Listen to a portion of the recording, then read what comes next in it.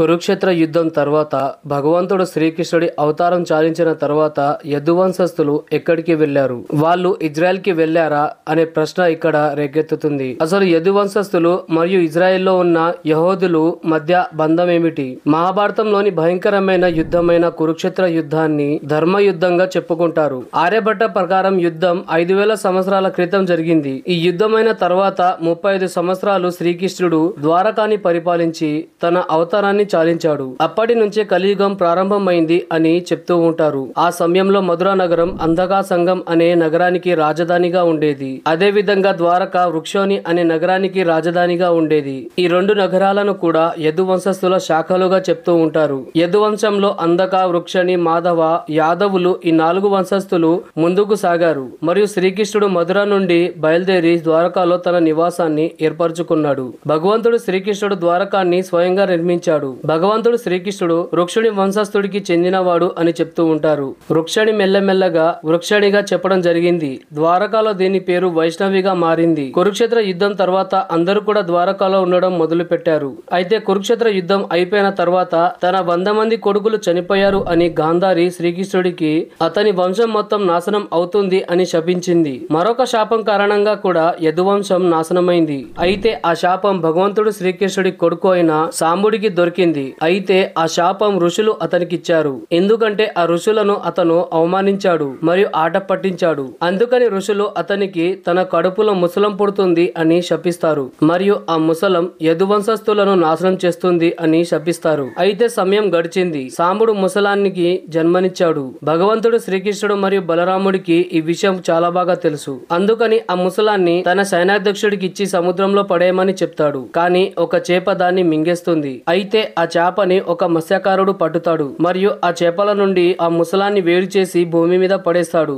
దానివల్ల భూమి మీద అక్కడ అసలు ఊహించని విధంగా మొత్తం గడ్డి మొలుస్తుంది. భగవంతుడు శ్రీకృష్ణుడికి కూడా ఇది తెలుసు. వచ్చే సమయంలో యదువంశం నాశనం అవుతుంది అని. శాపం కారణంగా అలాగే అక్కడ జరిగిన చిన్న గొడవ పెద్దగా మారుతుంది. అయితే ఈ శాపం మహాభారత యుద్ధమైన 36 సంవత్సరాల తర్వాత ఫలించింది అని చెప్తూ ఉంటారు. అయితే భగవంతుడు శ్రీకృష్ణుడు యదువంశస్థులను అందరినీ కూడా తీర్థయాత్రకి వెళ్ళమని ఆజ్ఞాపిస్తాడు. అందరూ కూడా ప్రవాస ఉత్సవానికి ఒకటయ్యారు. మద్యం తాగొద్దు అని చెప్పినా కూడా తాగారు. ఏదో ఒక చిన్న మాట మంతిలో వారి మధ్య గొడవ స్టార్ట్ అయింది. ఆ గొడవ పెద్ద యుద్ధంలా మారిపోయింది.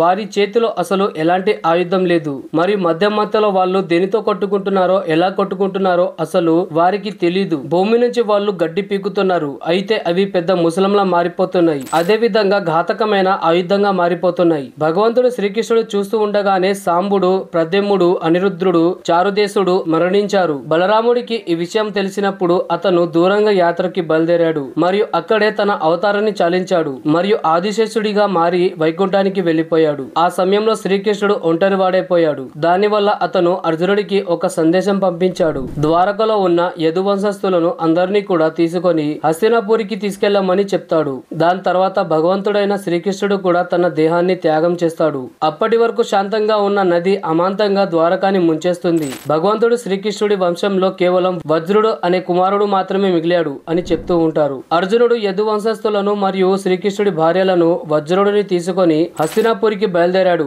దారి మధ్యలో ఒక దట్టమైన అడవి వచ్చింది. పంచాదేశంలో అడుగు పెట్టారు. అప్పుడు అక్కడ ఉన్న దోపిడీదారులకి ఈ విషయం తెలిసింది. వాళ్ళు వీళ్ళ మీద దాడి చేశారు. అర్జునుడు ద్వారకా వాసులతో ఎంతో బంగారంని తీసుకొని హస్తినాపురికి ఒంటరిగా వెళ్తున్నాడు అని వాళ్ళకి తెలుస్తుంది. దానివల్ల దోపిడీదారులు వాళ్ళ మీద దాడికి బయలుదేరతారు. అర్జునుడు గంభీరంగా అరిచి వాళ్ళను చెదరగొడతాడు. అయినా వాళ్ళకి ఏమీ కాదు. వాళ్ళు అక్కడ చాలా ఘోరంగా యదువంశస్థులను దోపిడీ చేస్తారు. అక్కడ ఉన్న బంగారం మాత్రమే వాళ్ళు దోపిడీ చెయ్యరు. అందమైన స్త్రీలను కూడా వాళ్ళు ఎత్తుకెళ్లిపోతారు. కలియుగం మొదలైంది అని అర్జునుడు భావించి ఎలాగోలా మిగిలిన స్త్రీలను వజ్రుడిని తీసుకొని హస్తినాపురికి వెళ్తాడు మరియు అక్కడ ఇంద్రప్రస్థానికి వజ్రుడిని రాజుగా చేస్తాడు. వృద్ధులను, పిల్లలను, స్త్రీలను ఇంద్రప్రస్థంలో ఉండమని అర్జునుడు చెప్తాడు. అదే సమయంలో శ్రీకృష్ణుడి భార్యలు అగ్నిలో తమను తాము త్యాగం చేసుకుంటారు మరియు మిగిలిన రాణులు తపస్సు చేయడానికి అడవికి బయలుదేరతారు. ఇవన్నీ కూడా మహాభారతంలో ముసల పర్వంలో మనకి కనిపిస్తుంది. అయితే ఇదే సందర్భంలో ఒక ప్రశ్న పడుతుంది. అదేమిటంటే ముసల యుద్ధం జరిగిన తర్వాత చాలా మంది యదు వంశస్థులు మిగులుతారు. అయితే వాళ్ళు ఎక్కడికి వెళ్లారు? ద్వారకలో ఉన్న కొంతమంది యదు వంశస్థులు అర్జునుడి వెంట వెళ్ళలేదు. వాళ్ళు పశ్చిమ దిక్కున కొంతమంది వెళ్లారు. మరికొంతమంది సముద్ర మార్గంలో పశ్చిమ దిక్కులో పారిపోయారు. పారిపోయిన వాళ్ళు శ్యామ్ అనే దేశానికి నిర్మించుకున్నారు. పారి పారిపోయిన వాళ్ళు షామ్ అనే దేశాన్ని నిర్మించుకున్నారు. అది మెల్లమెల్లగా సిరియా అని పిలువబడుతుంది. దాంతో పాటు అరబ్, మిస్తర్, దాన్ని ఇప్పుడు ఈజిప్ట్ అని పిలుస్తున్నాం. దాంతో పాటు పాలస్తీనా మరియు ఇజ్రాయెల్ కి కూడా చేరారు. ఈ సంఘటన దాదాపు 3020 బీసీకి ముందు, అంటే 5000 సంవత్సరాల ముందు జరిగింది. అప్పటి నుంచి కొంతమంది యదువంశస్థులు అక్కడే నివసిస్తున్నారు మరియు వాళ్ళు ఇజ్రాయెల్ లో ఒక కొత్త సామ్రాజ్యాన్ని నిర్మించారు మరియు అక్కడ ఒక కొత్త ధర్మాన్ని స్థాపించారు. అయితే అది మెల్లగా యహూదీ మతంగా మారింది మరియు ఈ ధర్మంలోనే అబ్రహాం జన్మించాడు. పరిశోధకులు మరియు శాస్త్రవేత్తలు ఇక్కడ శోధించిన తర్వాత వాళ్ళకి తెలిసిన విషయం ఏమిటంటే హిందూ మతానికి సంబంధించిన ఎన్నో ఆనవాళ్లు ఇక్కడ వాళ్ళకి కనిపించాయి. యదువంశస్థుల వాళ్ళ కారణంగా వాళ్ళని యూదులుగా పిలుస్తారు.